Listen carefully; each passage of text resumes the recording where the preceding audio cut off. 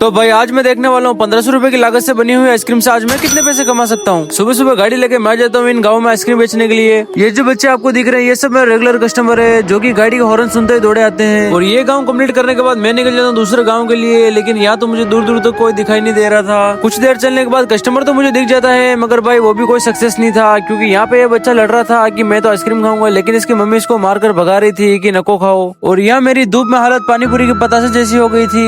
और फिर पंचमुखी बजरंगबली को प्रणाम करने के बाद मैं निकल जाता हूँ दूसरे गांव के लिए। निकल ही रहा होता हूँ कि देखते जाता हूँ अगर कोई कस्टमर मिल जाए तो अच्छा है, लेकिन मुझे तो यहाँ कोई मिला नहीं। और फिर मुझे लगा कि मुझे दूसरा गांव जाना है, अच्छा ठीक रहेगा। दूसरे गांव में आने के बाद गाड़ी को भी जरा रोक देता हूँ क्योंकि इसका भी इंजन बहुत गर्म हो गया था। और भाई लोग बादाम मिल्क तो पी लेते हैं लेकिन पैसे हाथ में नहीं लाते, और फिर पीने के बाद घर से लेके आते हैं, जिससे कि मुझे बहुत देर रुकना पड़ता है, जिससे कि मेरे गिराकी के टाइम निकल जाता है। गली के अंदर जा ही रहा होता हूँ कि मुझे दिख जाती है भेड़ बकरियों की सेना जो मेरी तरफ ही इशारा कर रही थी और हमला बोल रही थी। और फाइनली गाइस रात हो जाती है और ये है मेरा लास्ट गांव जहाँ मैं घूम के आइसक्रीम बेच रहा था। और फिर यहाँ पे एक बच्चा ले रहा है आइसक्रीम और मैं कर रहा हूँ उसका इंतजार, लेकिन अभी तक उसका कोई अता पता नहीं है। घर जा रहा था कि रोड पे मुझे मजदूर मिल जाती है जो 200 रुपए गिराकी करा देते हैं और मेरा दिल बहुत खुश हो रहा था। और इसी के साथ मैं निकल जाता हूँ घर के लिए। मिलते हैं अगले व्लॉग में, बाय बाय। 1500 रुपए की लागत से बनी हुई आइसक्रीम से कुल मैंने आज कमाए 3200 रुपए।